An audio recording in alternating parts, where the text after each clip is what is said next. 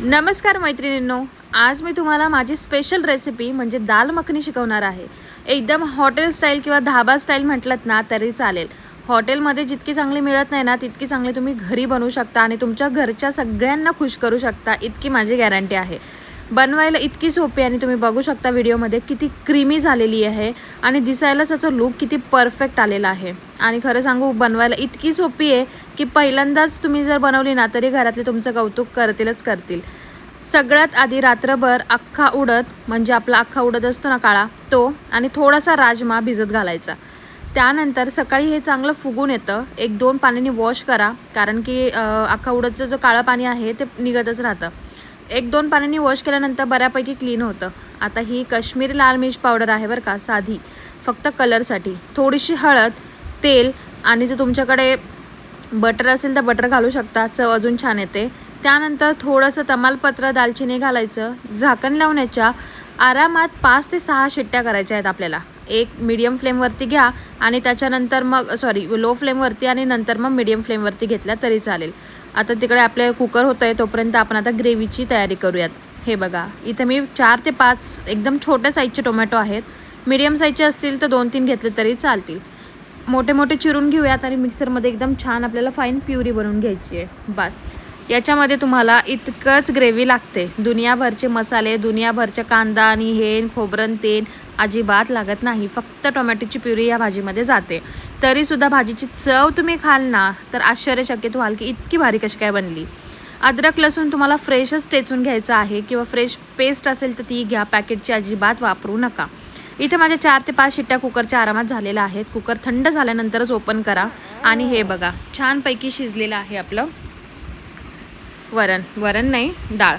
आता याला आहे ना रवीच्या साह्याने मस्त असं घोटायचं। हे बघा इतकं छान घोटायचं, नुसतं घोटायचं 5 मिनटं तरी त्याला ना चांगलं घोटून घ्यायचं, जेणेकरून आहे ना खरं सांगू का याच्यामध्ये सगळं क्रीमी नेचर आहे ना ह्या डाळीच्या आतलंच येतं। उडदाची डाळ बघाल तर तुम्ही अशी चिकट असते, त्यामुळे तुम्ही जेवढं जास्त घोटाल ना तितकं जास्त ही क्रीमी बनते।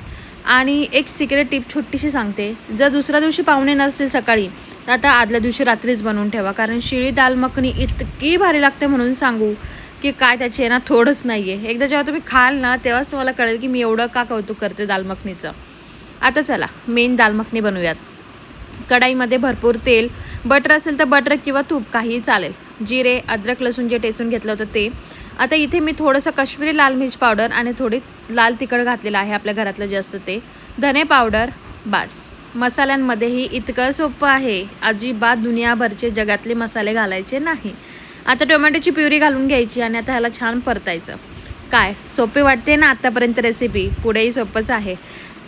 आता ह्याला छान परतून झाल्यानंतर झाकण ठेवून एक 2-3 मिनटं थांबायचं। तोपर्यंत इथं आता मी जिरा राईसची तयारी करायला सुरू केलेली आहे।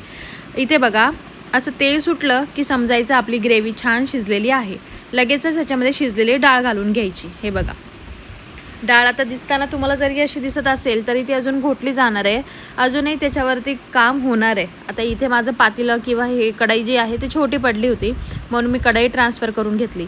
अमूलचं फ्रेश क्रीम आणायचं, कुठलंही आणलं तरी चालेल, हे काय ब्रँड कोलॅबरेशन नाही अमूलचं। कोणतंही फ्रेश क्रीम किंवा घरातली साय अतिउत्तम ती घालून घ्यायची एक उकळी आल्यानंतर आणि झाकण ठेवून मस्त त्याला शिजून घ्यायचं। खरं सांगू अर्धा-पाऊण तास त्याला एकदम लो फ्लेमवरती असं शिजू द्या, उघड्यावरती म्हणजे झाकण न ठेवता शिजवलं तरी चालेल, पण अर्धा-पाऊण तास नक्की शिजू द्या। शेवटी मीठ घाला आणि टेस्ट एकदा चेक करा। इतकी भारी दाल मखनी झालेली असेल ना की तुम्ही या दाल मखनीच्या प्रेमातच पडाल। जिरा राईससोबत म्हणा किंवा तुमचा चपाती, पराठा किंवा नान जर असेल मग तर अतिउत्तम, एक नंबर दाल मखनी बनते, एक नंबर। स्पायसी नंतर तुम्हाला जास्त हवं असेल तर वरून तुम्ही एक तडका पण मारून घेऊ शकता, पण त्याची गरज नाही पडणार कारण अशीच ती खूप भारी लागते। हे बघा तुमची दाल मखनी तयार आहे। शेवटी थोडंसं बटर घालायचं आणि पुन्हा एकदा मिक्स करून घ्यायचं आणि झाकण ठेवून मग आता झाकण ठेवूनच तसंच ठेवायचं, जेणेकरून ती आतल्या आत धगधगत राहते किंवा ती शिजत राहते। इथे माझ्या अर्ध्या तासामध्ये दाल मखनी बनवून झाली होती, पण त्यानंतरही मी 15-20 मिनटं त्याला छानपैकी शिजवू दिलं, जेणेकरून आहे ना त्याच्यातलं पूर्ण म्हणजे जेवढं जास्त शिजवाल तितकी जास्त दाल मखनी लागते। मी तुम्हाला सारखं सांगते कारण खरंच तसं आहे। आता या दाल मखनीसोबत मी जिरा राईससुद्धा बनवला होता, त्याचीसुद्धा रेसिपी मी तुमच्यासोबत शेअर करते। इतका मोकळा लुसलुशीत जिरा राईस, तोही कुकरमध्ये 5 ते 10 मिनटाच्या आत बनवून तयार झाला होता। जिरा राईस करताना छोटीशी टिप सांगते, तांदूळ खूप आधी भिजत घालायचा नाही, तो जेव्हा बनवायचा आहे तेव्हाच घ्यायचा. इथं मी कुकरमध्ये बनवते आहे, त्यामुळे तेलात जिरे, दालचिनी आणि थोडेसे काळी मिरे घालून फोडणी बनवली. त्यात धुतलेला तांदूळ आणि पाणी 1.5 कप घालून हे बघा मोठ्या आचेवरतीच आहे ना पाणी आटून घ्यायचं आधी, मग झाकण लावून एक मोठ्याच फ्लेमवरती एकच शिट्टी करायची बास. आणि शिट्टी झाल्यानंतर लगेचच वाफ काढून घ्यायची. वरतून कोथिंबीर घालायची, म्हणजे कोथिंबीर काळी पडत नाही, हिरवी छान राहते अगदी हॉटेलसारखी. आणि आता सर्व करा. या मंडळी जेवायला.